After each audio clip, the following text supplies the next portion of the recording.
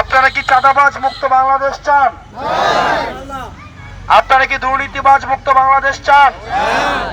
আপনারা কি ভারতীয় গুন্ডামি এবং আগ্রাসন মুক্ত একটা বাংলাদেশ চান? আপনাদের এই যে পুরনো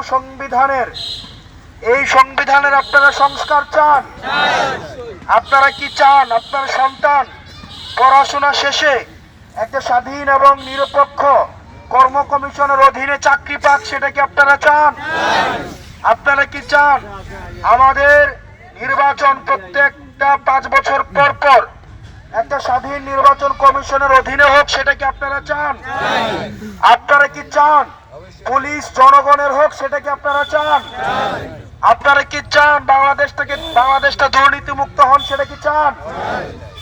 তার মানে যদি প্রত্যেকটা প্রশ্নের উত্তরে আপনারা হে হয়েছে নাকি না হয়েছে, হে হয়েছে নাকি না হয়েছে, তাহলে গণভোটের যে প্রশ্নের উত্তরটা পরীক্ষায় আসবে, নির্বাচনে আসবে, হে অথবা না, সেখানে টিকমার্ক দিতে হবে।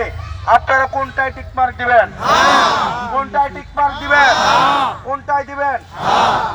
আজকের এই ক্রান্তি লগ্নে একটা পক্ষ চাঁদাবাজদের পক্ষ অবলম্বন করেছে, ভারতীয় গুন্ডামির পক্ষ অবলম্বন করেছে, মাফিয়াদের পক্ষে অবস্থান নিয়েছে, চাঁদাবাজদের পক্ষে অবস্থান নিয়েছে, গুন্ডাদের পক্ষে অবস্থান নিয়েছে।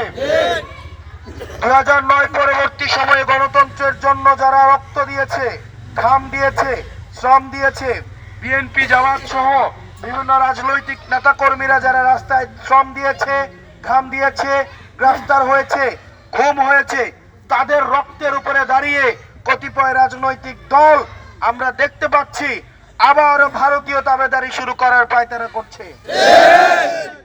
যেসব কর্পোরেট মিডিয়া, ব্যবসায়িক শ্রেণী, যেসব আমলারা আমাদের ভাইদেরকে হত্যাযোগ্য করে তুলেছে, আমাদের ভাইদেরকে আগুন সন্ত্রাস হিসেবে মিডিয়াতে প্রচারিত করেছে, আজকে দেখতে পাচ্ছি অনেকেই তাদেরকে বুকে টেনে নিচ্ছে। প্রিয় ফতেহাবাদবাসী, আমরা আমাদের জায়গা থেকে আমরা বাংলাদেশ বর্তমানে 2টা ভাগে বিভক্ত। একটা পক্ষ চায় গোলামি আর আরেকটা পক্ষ চায় আজাদি। একটা পক্ষ চায় স্বাধীনতা, আরেকটা পক্ষ চায় পরাধীনতা। একটা পক্ষ চায় ভারতীয় তাবেদারি, আরেকটা হচ্ছে চায় বাংলাদেশের স্বনির্ভরতা। আমরা চাই আজাদি, আমরা চাই বাংলাদেশের স্বনির্ভরতা, আমরা চাই বাংলাদেশ কে পরিচালনা করবে, কে সরকার গঠন করবে, সেটা বাংলাদেশের জনগণ সেটা নির্ধারণ করবে।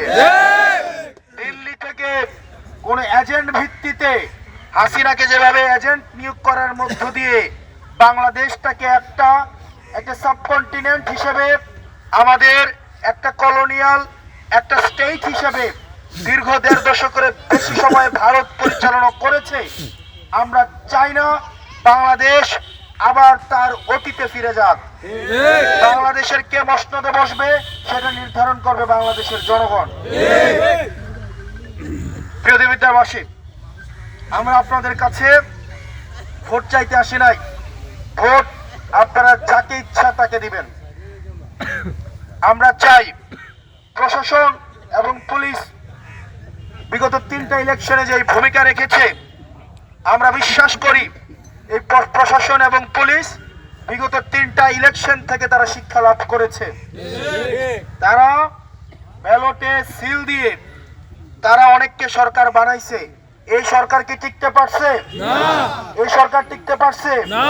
পুলিশ বা প্রশাসনের কাজ না ব্যালটে সিল দিয়ে সেই সরকার প্রতিষ্ঠা করা। পুলিশের কাজ হচ্ছে, প্রশাসনের কাজ হচ্ছে জনগণ যাতে নির্ভয়ে, জনগণ যাতে তার নিজের ভোটটা নিজে যথাযথভাবে দিতে পারে। আমরা সম্মানিত পুলিশ ভাই এবং প্রশাসনদের দৃষ্টি আকর্ষণ করব, আপনারা বিগত 3টা ইলেকশন থেকে শিক্ষা লাভ করেন। আপনারা যদি নিরপেক্ষভাবে আপনারা আপনাদের দায়িত্ব পালন করুন, জনগণ আপনাদেরকে মাথায় তুলে রাখবে। আর না হয় আপনাদের বেনজির এবং হারুনের পরিণতি আপনাদেরকে বরণ করতে হবে।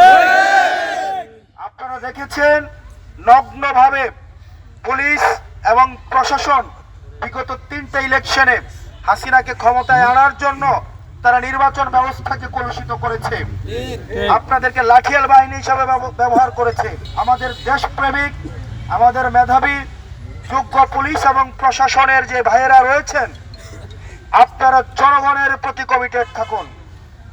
আপনারা যাতে করে জনগণ নির্ভয়ে ভোট কেন্দ্রে এসে তার নিজের ভোটটা নিজে দিতে পারে, সেটির ব্যবস্থা করার জন্য আপনারা প্রত্যয়ী হন। আর সম্মানিত ভাইয়েরা, আপনারা আমাদের জন্য দোয়া করবেন, আপনারা আমাদের সালাম মানুষের কাছে পৌঁছাই দিবেন।